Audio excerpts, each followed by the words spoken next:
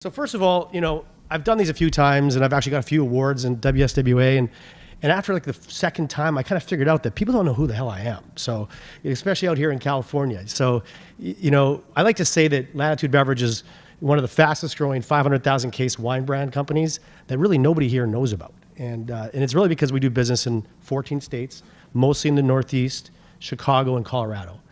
We've launched maybe a state a year, and we'll do about 470,000 cases just for 480,000 cases of Latitude Beverage, 90 plus sellers last year. But we're an innovative wine company. We're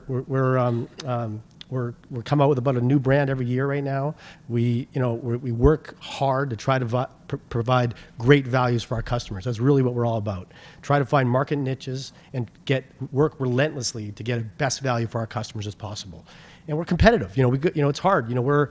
We're a small company with limited resources going against multinational companies every single day.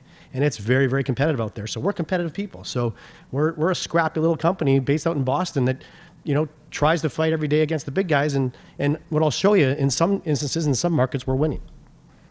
So, in 2000, so as Lauren was mentioned, started the company in 2007. First of all, I was a bright-eyed entrepreneur, left a pretty good company, making a good salary, having actual health care. I thought, my wife was making good money. She could support me for a little while, and had no kids. And, 2007, we were all doing pretty good, right? Especially in California. My 401k was pretty big. My house, I could take a bunch of money out. If they were just giving me money, just got to sign a dotted line. So I figured, what could possibly happen, right? That was 2007. So started the business, came out with a ready-to-drink mojito, because I thought, mojitos were popular then. I came with a mojito. I was driving down 93 South, and I saw the Bacardi ad. And then I saw Bacardi commercials. So I did about $600,000 worth of business in 3 months, and then about $30,000 the rest of the next year of that brand. And then I had another fledgling wine brand that was doing okay. And then, and I did some sourcing through the Ciati team for my other wine brand also. And what happened was in 2008, business crashed. I wasn't doing well. The economy crashed. Also, my wife had our first daughter. And I didn't have health care. I don't know if you guys have heard of Mega Health, but not good. Don't go there. So I really, 90 plus sellers was really my, bottom of the ninth, 2 outs, 2 strikes. Red Sox, obviously, first place. So I just want to throw that in there too. I had maybe enough to buy 3 or 4 containers of wine, and I knew I had to do something in order to kind of, unless I was going to be stocking shelves at a store in about 3 months. So, really, I saw there was an opportunity. There was an arbitrage.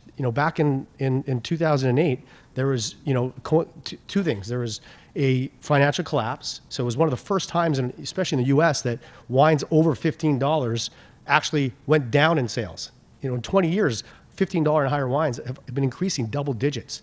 2008 was one of the first years they went down.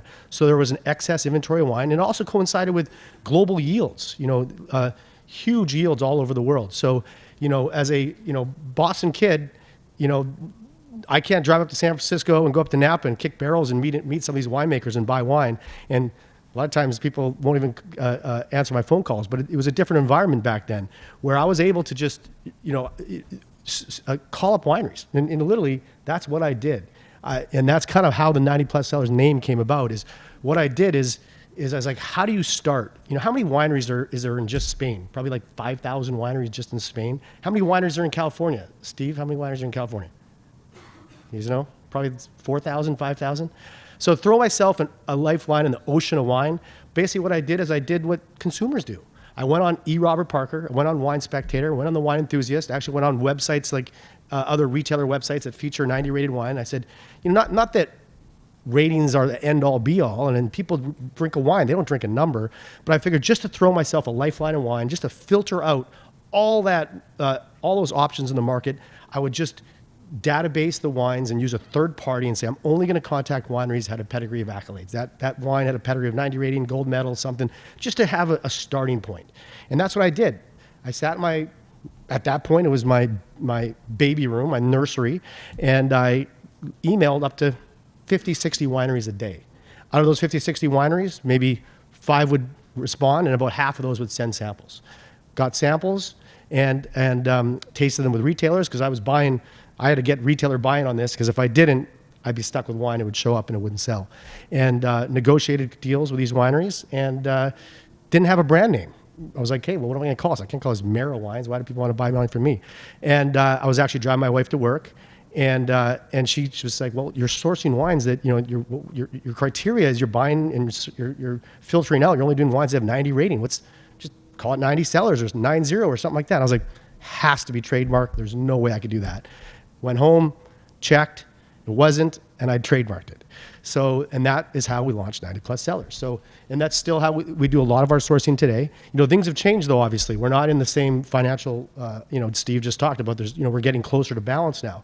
So, now to supply 480,000 cases, we're larger. We have scale. We can go to some of these suppliers, sometimes the same suppliers that we dealt with back in 2008 and 9, and they put us into their forecasts.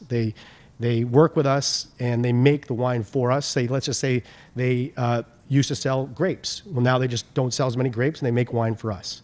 Also, there's still, certain markets that, it's cyclical. There's certain markets, it's more about for us yields. When countries have strong yields, we can come in and take advantage and get great deals on wines. And also, there is still mistakes made. There's still deals out there. We just launched our Lot 150 signature wine and it was a Spring Mountain cab, and winery made a mistake, and we bought 3,000 cases and sold all of them in a month. An $80 cab we sold for $34.99. So there is still markets, and there's still deals out there in the marketplace. So this is how we're doing. So I'd say we're doing pretty good. It's pretty exciting. We've been a Market Watch Impact Hot Brand Award winner 3 years in a row, and that's where I show up and. Gallo's got their 10 or 15 awards. Constellation's got about 8, and I show up and nobody claps except the one retailer from Massachusetts sometimes. We're a top 10 brand in New England. So in actually New England, which is Connecticut, Rhode Island, Massachusetts, Maine, New Hampshire, and Vermont, we do about 270,000 cases. Just in Vermont, we do 22,000 cases. We're right behind Barefoot in Vermont, which is crazy. It's like 700,000 people population. So it's a number 2 750 ml wine brand in New England. So I think the market share on the IRI data for Kendall Jackson is 2.9%. We're 2.8%, but we're still growing. Kendall Jackson chart has 1 or 2 SKUs. We have 35, of course. Obviously, Beverage Dynamic Hot Brand Award winner, and pretty excited to still be on that list. With a lot of large and prestigious companies, and we're still independent and based in Boston, which there's not that many companies like us based out there. So since we've launched, we've actually we sell to almost 4,000 retailers. We haven't launched a new market in 2 years. So we like to try to introduce, we have the trust of our retailers. We like to introduce new products with that same theme of, relentless value, good quality products, nice packaging. So we just launched Ironside Cabernet, and Ironside Pinot Noir about 6 years ago, kind of paying homage to, I don't know if anyone's been to the USS Constitution, it's called Old Ironside. It's the famous US Coast Guard and military boat in Charlestown. So that's kind of paying homage to that brand. And we have and we actually make this wine. So we source this from grapes and from bulk, and we actually make this wine and we sell it throughout the Northeast and Midwest. We also, about 3 years ago, we kind of tasted through some of the sangrias in the market, and we're like, we think we can do better. So we launched a brand called Mija Sangria. Mija means daughter in Spanish. I have 2 daughters. We have a white and a red sangria. This brand will do about 38,000 cases this year. So this is one of our only brands that we have that are national. So this is in every state except Nevada, actually. So if you have a distributor in Nevada, DM me later. It's actually a craft sangria. It is delicious. You really got to try it. It's 100% real fruit juice. It's got like the pulp on the bottom. You shake it up. It's a really delicious sangria. Then, every brand, when you talk about entrepreneurship, I always believe it has to start with a need. It has to have some kind of market need. And honestly, most of the market needs that I learn about are from my wife and my wife's friends. When something happens during the day and I go get curious and think about it. So, I bought a fishing boat and was going out fishing and going out cruising with my wife. And what do they want to drink? They want to drink rosé on the boat all the time. This was about 2015. I thought, I bought them rosé and it would just break. It was a bottle, I have to pour it. And then I was just, and then also, went to Cape Cod, had to carry down to the beach, 3 bottles of rosé for the wives, and then, have to carry all the garbage back up. It was a pain in the butt. So I bought her a bunch of different canned wines. And nothing kind of fit. Back in 2015, there was not anything that really fit her taste profile, dry. It was all more sweet, spritzers, things like that. So I went to my board, I do have a board, and presented an idea of doing a canned wine brand. And they okayed it, and we launched in 2016. We've had some struggles because it's an emerging category, and we were the first out there. But we've taken this national now. We've got it into Publix, H-E-B. We just got into Safeway in California. We haven't even launched California yet. We just got into Safeway. This year we'll do. We've already done, as of last Friday, about 2,000 cases more than we did last year. So this is the year of canned wine from what I'm seeing right now with the trends and the sell-through, and we've been doing it since 2016. So here's our growth. We'll sell about 530,000 cases through May 31st. Our goal actually this year, there's a lot of headwinds. There's a different market than it was 2008 to 2012 with all the consolidation in the marketplace. So we'll do about 530,000 cases this year. We budgeted probably 510, so we're about 23% up this year, all 100% organic growth, no new markets. And that growth is holding right through July, so it's pretty exciting.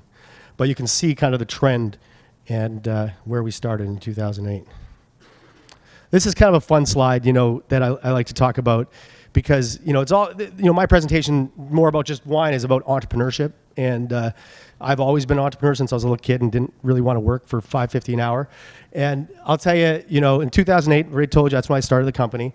Did about 12,000 cases. That was, mix of the Mojito brand and a brand, another wine brand that I owned. And had no employees, didn't pay myself, and worked out of my, baby room. And then the baby came, and I had to get a Regis. And one of the Regis offices, did about 12,000 cases. 2009, launched 90 plus Cellars, and I knew I had something almost right away when I launched it. I'd go to stores that had my other wine brand that I'd sold it to them a month earlier, and then I'd go to the store and see the 90 plus Cellars, and I'd sold it to them a week ago, and the 90 plus Cellars was already depleted, and they'd need a reorder. So I already knew I had something. So that's when my partner, Brett Venkowski, came on board, and he has picked every wine since Lot 7. So he's been on board since then. He was the first employee, the first paid person for Latitude Beverage. One, because he also offered to work under minimum wage and just pay for his gas for the first 2 to 3 months. But so we launched probably like June or midsummer of 2009, and our first 7 wines, and then kind of moved from there to kind of started out growing. Had about 3 people in the company in 2010, and did about 42,000 cases. By then, we were probably in New York, New Jersey, North, so the whole Northeast. And, still, one of our models is we're not the typical, overhead of the wine company.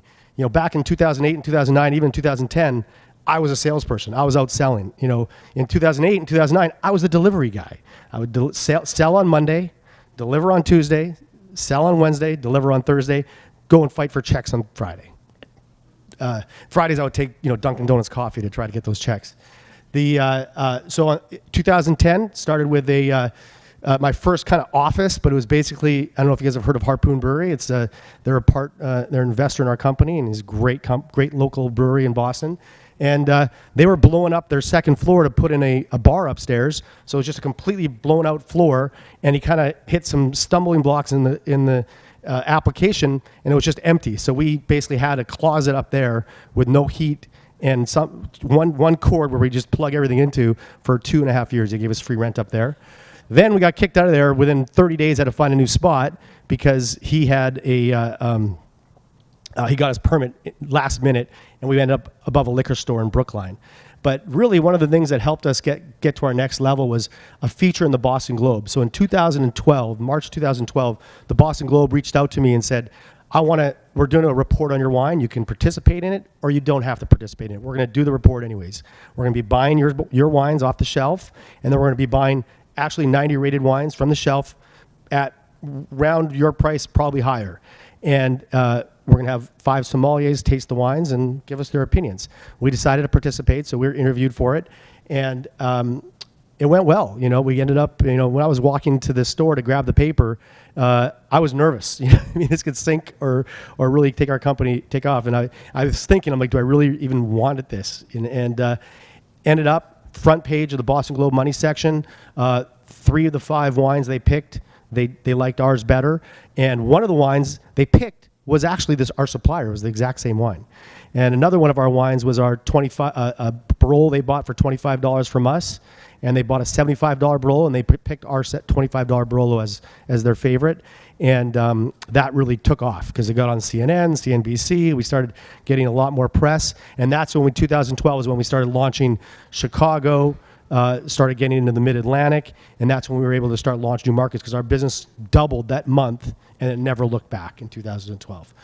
And then, really after 2012, we started launching maybe a market every 2 years. One thing that I like to say is we grow as fast as the supply of good quality wine allows us to.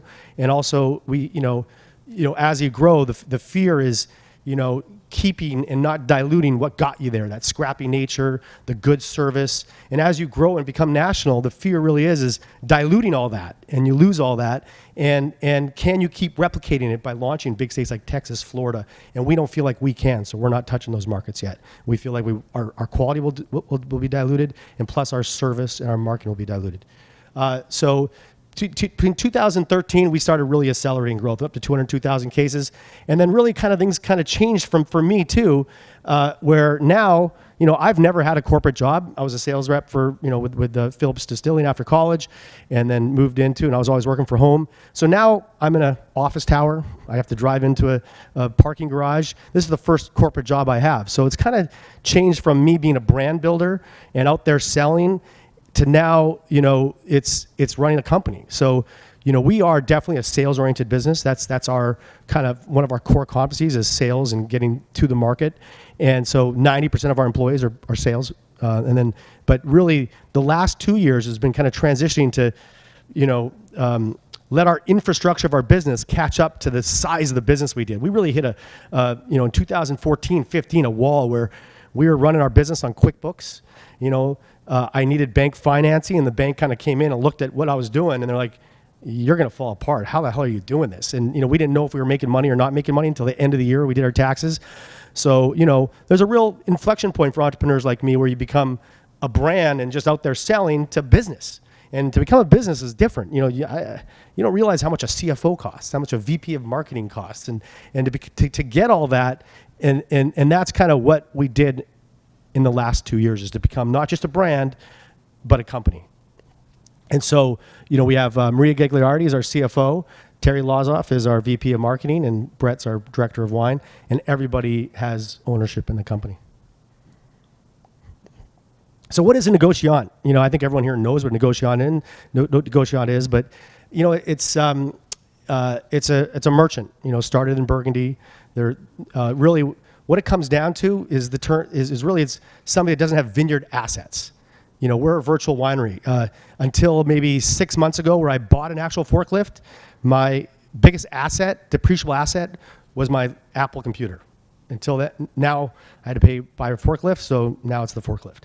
But so if the legal term or the term that we all agree on of a negociant is someone that can buy finished wine, which make improvements to wine before bottling it, and taking grapes and unfermented juice and making wine from scratch, that includes a lot more people than just me in this room and in the wine industry, and a lot more brands than just me. So it's funny when I talk to retailers and they say, you're a negociant, you're not a winery. Well, I go, well, almost 60-70% of your wines on your shelf right now are negociants also. So, and then there's the term modern negociant. And, what is a modern negociant? What I like to think of a modern negociant is, the traditional negociants like Jadot and what they're doing is they're basically sourcing locally, right, in France and selling globally. What the modern negociant, like myself and Cameron Hughes and some of the other guys are, is they're sourcing globally and they're selling locally. So we have more kind of local knowledge and how to sell and build our brands locally and what the local market needs. We probably, with our model, wouldn't be as successful on the West Coast as we are on the East Coast, because we know what Boston, New Yorkers, Chicago people like to drink. We drink more imports. We drink a little more Italian wine, a little more European wine. We drink a lot of French rosé. We drink a lot of Prosecco. Who else is a modern negociant? Meiomi was just sold and it didn't even include any vineyard assets. So is that a negociant? Probably. So there's a lot more brands and it's getting a little fuzzier. Now Jadot, they own I think 300 to 400 acres of some of the best land in Burgundy. So are they still a negociant? They now have vineyard assets. So I think it's a really fuzzy term and it's used a lot. And I think it encompasses a lot more brands and companies than you think. What's the pros and cons of being a negociant model? Well, the pros, low barrier of entry and capital costs.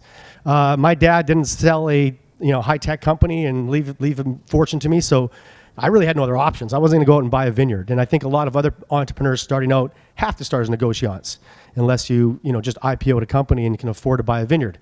Ultimate flexibility in sourcing and risk. So we can source from everywhere. Just like Steve was on his presentation earlier. When certain markets have a bad harvest, you can possibly change to a new country and source the wine and fill that consumer need from another country. Reactive market trends and fast to market. We're pretty good at this. This is kind of one of our core competencies. If we see something, we see a market need, we can turn around and get something in the market in 90 days. Easier and faster scalability. We don't own the land. We don't have to harvest and wait for the new vineyard. We can go out and we can source from everyone. If we need to buy more or scale higher, a negociant can scale. Cons, higher cost, lower margin. You're not producing the product anymore. You're a trader, right? If you're a trader, there's more people in your supply chain. You're making just a little bit less margin than someone that's farming, producing, and selling. You don't have complete control of your wine or vineyard management or production. Usually, we're not going to tell the vineyard how to, what kind of yields and what kind of control they should have in the vineyard. Which a lot of reasons why, growers want to work with negociants sometimes is because they're not told how to manage their vineyards. They can do it. They can do what they want and provide the wine to us and make the wine for us. No vineyard tours. So they come to our Boston office. Unfortunately, there's no tours. That's one weakness that we have. And you don't own, and there's a big negative also because, you don't own the land. So there's, bad yield years, like 2011 was a tough year for us in California. You could be completely wiped out and not get anything if it's a really bad harvest. So there really is a risk there to get priced completely out of categories. Keys to building a successful negociant model. First of all, any business though, this could be any business, not just us. You got to, find 6 minutes, okay. You got to identify a hole in opportunity. I think any business you launch, you have to have that opportunity. Create a hook. I'm big on this. So if you're a negociant, you have to have a reason for people to buy from you. Are you a sommelier? Are you we have our hook of buying wines from highly acclaimed wineries. What is your hook? Why are people going to buy from you? What are you curating to that people are going to buy from you? Identify your core competencies. Are you a wine guy? Are you a sales guy? Are you good at logistics? What is your core competencies? And then put your money into your core competencies. Understand your sourcing strategy. Where are you going to be? What country are you buying from? Are you going to concentrate on Europe? Are you going to, we're global. We buy from all over the world. But I don't know if that's a great strategy if you're going to be a national company. You should probably be a little more specific. We're in 13 states, so we can have 30 SKUs. But if we're a national company, it'd be very hard to do 30 SKUs. Establish your go-to-market strategy. Now, this. I could have done 10 slides on this. Your go-to-market strategy. Are you direct-to-consumer? Are you retail? You almost have to choose. You can't do both right. We do both, but we don't do direct-to-consumer that well because we can't price our stuff underneath a retail. Retail, probably 10% of our email database are retailers. And when we have a sale, I see those emails forwarded to me and I email them right to my direct-to-consumer person saying, You know, they're about 1% of our business right now, direct consumer. Know your customer. You know who your customer is and speak to that customer and have all your marketing materials towards that customer. You know, our customer is value driven. They like to drink great wine because we sell a lot of Barolo, we sell a lot of Russian Pinot, Napa Cab, and we sell a lot of $10 wine also. But they don't want to pay for it. So they want to drink the good stuff, but they don't want to pay for it. And that's our customer. But it's also kind of changing a little bit where, you know, our customer is also someone that just wants something easy. They walk into a store, they see 3,000 wine labels, they're confused. Those customers in New England know they've had 5 or 6 of our lots. They haven't tried maybe our rosé, but they've tried other stuff. It's safe, it's easy. There's a warranty there that they can trust that we've done the work, we've pre-selected the wine, that they can trust it and they can buy it. Stay nimble and get ahead of trends. You know, I think, you know, we got into rosé early. We got into rosé about 7 years ago. We started doing rosé cruises, we started doing events, and now we're one of the leading rosés in New England. Prosecco, we got into Prosecco early. So you got to stay into these trends and find out what the next hot thing is and get into it early, and then also stay nimble though. Don't you know, commit to too much. You know, don't fall in love with the wine where you see something that's great and you think and buy too much of it. So you should always have some availability to buy something on spot. So if you're going to contract something, buy 75% what you need. Have some availability to buy something if something else comes up. You know, build an effective sourcing strategy. You know, exactly, embrace your area of focus. So if you're going to source French, embrace it. Have your sourcing strategy down, have your area of focus down, and focus on it. Develop relationships of trust. This one's easy.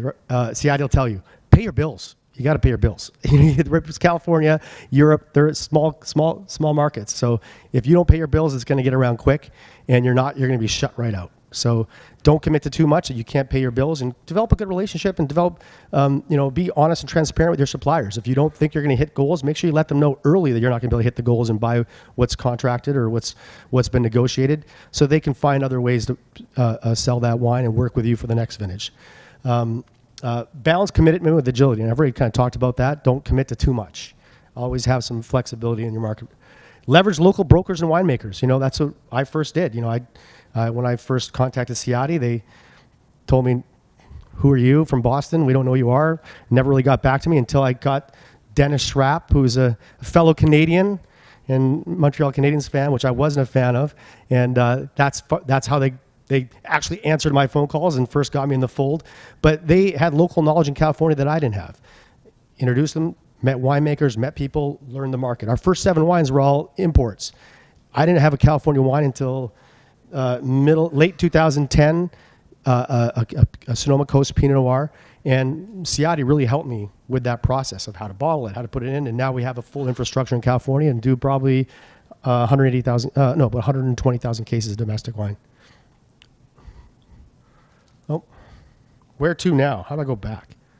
Well, where do we go from here? So 90 plus Cellars expanding new markets. We are considering a couple new markets, you know, with consolidation and with on both tiers, the distribution tier and the retail grocery. It's getting harder and harder to find new markets, because what we do is we don't just go into new markets just to get an extra bump that month. We have to have a 2-year plan for domination. If we want to go into a market, I need to have a plan to get to become a top 20 wine brand within 2 years in that state. If I can't get there and I don't think there's a plausible way to get to it, we don't launch the market. And every state that we've done, the last state we launched was Colorado 2 years ago, and we're at 25,000 cases already in Colorado. So we have to have, you know, we focus on that market for at least 2 years, and we don't launch a new market until the current markets we're in are growing, hitting goals, and on to the progress of becoming a top 20 brand in that market. Lila Mija, you know, we've taken that national now. It's a little bit beyond our core competency probably, because we're selling in Florida, California, Texas, where we don't sell anything else. But we're trying to grow market share and grow those brands. Direct consumer, you know, we are starting to try to focus a little bit more on that. It's great margin, and it is, you know, growing at 16% a year, while retail is growing at, you know, low single digits. We just launched when I go to meetings, I finish my presentation. They're like, well, when are you going to do a private label for me? That's been happening for about 5 years, these meetings. So we're going to launch our private label division with Mike Monk over here. We have a table called NE42 this year. And then we have new brands. We have a new brand that we launched this year. And I took this a little bit from the beer companies. Back about 3-4 years ago, local beer was beer made in Massachusetts, or a beer made just in California was a local beer. But that's all changed now with craft beer. Now it's like the beer guys want to drink beer that's made within their 10-block radius. That's local now, right? So to take a page from that, we decided this year to launch a brand called Places Wine. Now, what Places Wine is to take advantage of a hot trend, which is Provence Rosé and French Rosé in general. And we launched wines that kind of celebrate famous regions around the Northeast. Okay, so this is probably the top-selling one. It's called AC. I don't know. Does anyone here know what AC means? Nantucket, yes. So if you go to Nantucket, you're going to see AC everywhere. It's on shirts. It's the airport code. So we have AC Provence Rosé and MVY Rosé. If you didn't know, Nantucket and Marshall Vineyards are a little competitive against each other, and we give $1 a bottle to the Boys and Girls Club for each Nantucket and Marshall Vineyard, and it's doing really, really well. We launched a Celebrate Boston Provence Rosé that gives back to the Boston public schools. We're very involved in the community in Boston. We give away probably $250,000 worth of wine a year to local charities in New England. And the Boston Rosé is doing very well. We did a Montauk Rosé. We did a 5280 for Denver, and we did a Live Free for New Hampshire. So we have these kind of celebrate wines for different regions within New England, and all of them give back $1 a bottle to a local charity, and it's doing really well. So, and then I think that's it. So I think I have 1 minute and 46 seconds for questions. So.